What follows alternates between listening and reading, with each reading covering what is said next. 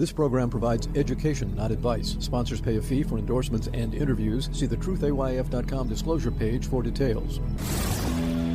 This is where technology, innovation, and personal finance come together. This is the truth about your future with Rick Edelman. It's Thursday, June 27th, and we all know what today is.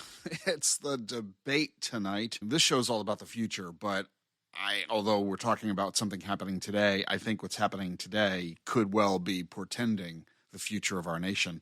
I have to believe that this debate is going to be setting the record for the most watched debate possibly ever, certainly in years, and it's for all the reasons we all know so very well. We know what they're going to be asked by the CNN commentators.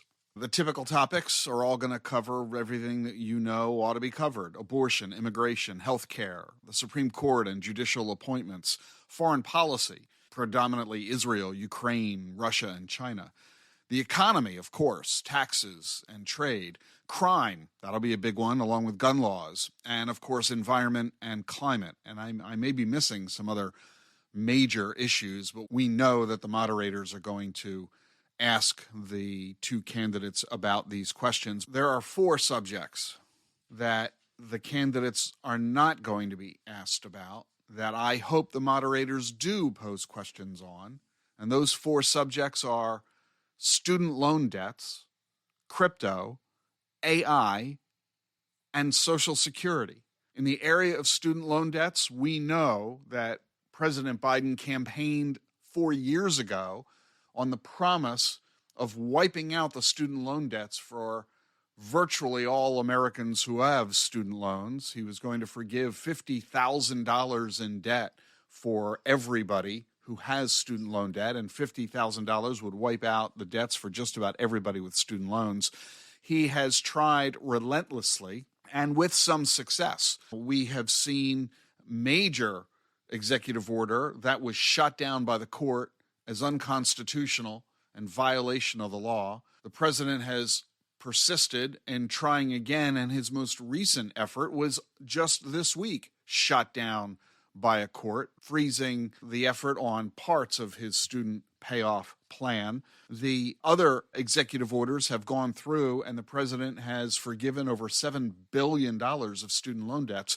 The biggest issue with this, of course, is that there's no such thing really as forgiveness of student loans.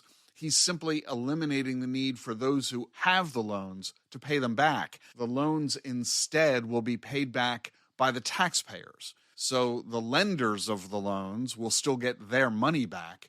It's just coming from you and me, as opposed to the people who would borrow the money. So I hope that the moderators ask both President Biden and former President Trump, what is going to be your policy in the next administration regarding student loans and student loan borrowers? We know what Joe Biden's position is on this based on his actions of the past several years, but we have not really heard very much from Donald Trump on this issue. So is there a contrast? Is there a difference? I hope the moderators ask. The second subject is crypto, and it is essential, it is vital that they talk about this. I fear that they won't. There are now more than 50 million U.S. adults who own Bitcoin. Out of a population of 400 million people, the fact that 50 million adults own Bitcoin means that this is a subject that is now clearly mainstream in U.S. society. It is a standard conversation on Wall Street, in the financial services community, and among investors. And yet we have had no law, no regulation created to govern this massive new industry, which has got a market cap of over $2 trillion. So the question to go to both candidates is very simple. Will you support legislation and regulation that fosters the development of blockchain technology and provides consumer and investor access to digital assets, stablecoins, and tokenization while protecting investors and supporting personal privacy? This is as essential and fundamental as it gets. That question needs to be answered by both candidates. To date, so far, we have seen the Biden administration doing everything they can to crush crypto. The Trump campaign has been demonstrating clear support of crypto, and we need to have these two gentlemen on the record stating very clearly what their intent will be in the subsequent administration starting in 2025. And second question regarding crypto, will you support or oppose the creation of a central bank digital currency? Virtually every government around the world is in the process of exploring, developing, or already launching CBDCs. The United States is lagging. What is the viewpoint of Joe Biden and Donald Trump on a CBDC? We need to get them on the record. And then there's artificial intelligence. Will you support legislation and regulation fostering the development of AI that protects the rights, privacy, and safety of individuals and the American public from all related threats, both foreign and domestic? We all know that we are moving rapidly toward a new, innovative environment of computer technology unseen in human history. But what we have not seen is clarity from either candidate as to their viewpoints on what they perceive to be the government's role of regulating and controlling this technology to protect us from the threats that this technology clearly poses. And then finally, and most importantly, saving the most important, biggest, and best for last, Social Security. What is your solution for solving the Social Security crisis? And will you make this a top priority for your administration? There is no question that Social Security is the leading economic issue threatening our nation. And most folks are not aware of this. I've been trumpeting this for over 2 decades here on the show, ramping it up a lot on this podcast over the past year or two. We know that starting in 2032, the Social Security Trust Fund will be depleted. At that time, all Social Security benefits will be cut around 25%. This is going to be an across-the-board cut. That is mandated by current law. This is what's so ironic about it. Joe Biden said in his State of the Union address earlier this year that he will not touch Social Security. Well, by not touching it, by leaving it exactly as is, you are guaranteeing a 25% reduction in benefit starting in 2032. I'm not sure that's what the president meant in his comments at the State of the Union. I think what he meant was, when he says we're not going to touch Social Security, I think he meant we're not going to cut the benefits. But if you don't cut the benefits, then in order to preserve the benefits starting in 2033, you have to raise taxes to come up with the cash you need that is no longer going to be available from the trust fund, which will by then be depleted. So is Joe Biden suggesting that he's going to be implementing a massive tax increase in Social Security? Or will Donald Trump come up with an alternative solution that, on the one hand, may raise taxes somewhat, while lowering or delaying benefits somewhat? What is their position? How are they going to solve this crisis? Because if no action is taken and all of the nation's retirees suddenly experience a 25% reduction in their Social Security checks, when half of America's retirees are getting more than half of their income from Social Security, suddenly you're going to have tens of millions of retirees unable to pay their rent, unable to buy food or medicine, because of a dramatic reduction in income. This crisis is coming because of massive demographic shifts in our nation. Back in 1935, when the Social Security system was established, we had 159 workers for every retiree. Today, we have 3 workers for every retiree. We have been producing fewer babies per year over the last 30 or 40 years than we did in the 1930s and 40s, and simultaneously, old people, rather than dying at as young an age as they were in the 1930s, instead of dying in their 60s, they're living into their 70s and 80s and 90s and hundreds, which means we have less money going into the system via payroll tax and more money coming out of the system in retirement benefits. This is why the system is collapsing. This is why the trust fund is being depleted.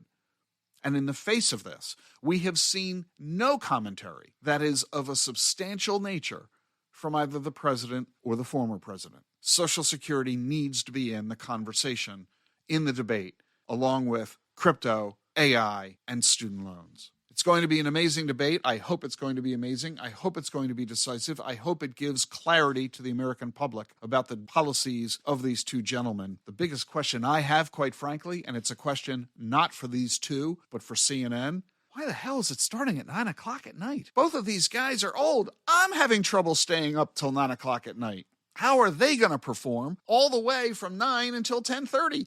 My goodness gracious, the Super Bowl starts at 6. So it's going to be a fascinating evening. You're listening to The Truth About Your Future. We'll be right back. Support for The Truth About Your Future with Rick Edelman comes from Invesco QQQ. 25 years ago, Invesco QQQ rethought the investing landscape by providing access to the Nasdaq's 100 most innovative companies, all in one ETF. What's ahead for the next 25 years? Could it be flying cars, neural implants, electric planes? Nobody knows for sure. But one thing's for certain. You can gain access to that progress with Invesco QQQ ETF. Let's rethink possibility.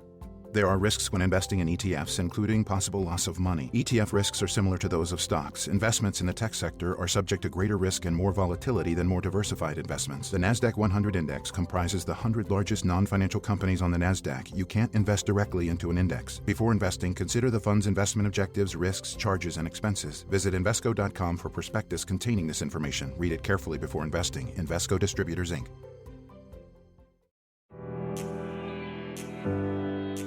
Welcome back. The Truth About Your Future continues. I'm Rick Edelman. And here's what else is fascinating. Double vision. I've been talking about this for the past 2 weeks. The deadline is coming up really rapidly. Your last chance is like today, tomorrow, this weekend. We had a deadline of the end of this month, which is coming up like right now. It's already June 27th today. You've got to sign up right away, but we've extended the deadline to make it easier for you. If you sign up for Double Vision, you will have the entire month of July and a whole extra month to watch all the videos. Double Vision is a result of our recording of all the 18 sessions at our Vision conference in Austin earlier this month. You can watch all 18 sessions. I'm giving you all the way through the end of July, a whole extra month to watch them at your leisure. You don't have to watch them all. Watch whichever ones are of greatest interest to you in any order that you like. If you do watch them all, you'll get 10.5 CE credits. It's just $24.99 if you hold the CBDA designation. If you are certified in blockchain and digital assets, it's free. Amazing sessions. Bitcoin's impact on the economy and public policy with Ben Harris of the Brookings Institution and Donald Marin, the Director of Economic Policy Initiatives at the Urban Institute. We've got Christian Carlo. We have a session with Michael Saylor. We have top advisors explaining how they're integrating crypto into their practices. We've got Congressman Wiley Nickel, a Democrat on the House Subcommittee on Digital Assets. We have Dennis Cristallo, the head of JP Morgan's Onyx blockchain. Yeah, JP Morgan has its own blockchain. We've got a special session on the new spot Bitcoin ETFs. We have a session on the spot Ethereum ETFs. We have a session on Beyond Bitcoin with Tony Pecor, the Director of Digital Asset Management for Franklin Templeton, Sui Chung, the CEO of Benchmarks. We've got Matt Hogan of Bitwise, Matt Horn of Fidelity, Grant Engelbart of Carson Group. We've got a session on the institutional adoption of crypto, what pension funds are doing with this, with Catherine Molnar of the Fairfax County Police Officers Retirement System and Michael Aleje of Mass Mutual's investment team. How to capture alpha in crypto, MPT in crypto, modern portfolio theory with Cesare Fracassi. He's the Associate Professor of Finance at the University of Texas. And we've got the convergence of AI and crypto, including sessions with Amanda Wick, the CEO of the Association for Women in Crypto, Lee Bratcher, the president of the Texas Blockchain Council. $24.99 gets you access to all this, but you've got to sign up right away. You've only got really 2 days left. Today's podcast, tomorrow's podcast. Last, you're going to be hearing about this. The link is in the show notes. You get all month of July. I hope you'll take full advantage of it. With the new Ethereum ETFs coming out, you really need to get up to speed on all this stuff. Here's your chance. I'll see you tomorrow. I'd say enjoy the debate, but I'm not quite sure enjoy is the proper verb. I'm glad you're with me here on The Truth About Your Future. If you like what you're hearing, be sure to follow and subscribe to the show wherever you get your podcasts, Apple, Spotify, YouTube. And remember, leave a review on Apple Podcasts. I read them all. Never miss an episode of The Truth About Your Future. Follow and subscribe on your favorite podcast app. increased awareness, and actionable intelligence about the forces that are shaping our world. This is The Truth About Your Future with Rick Edelman.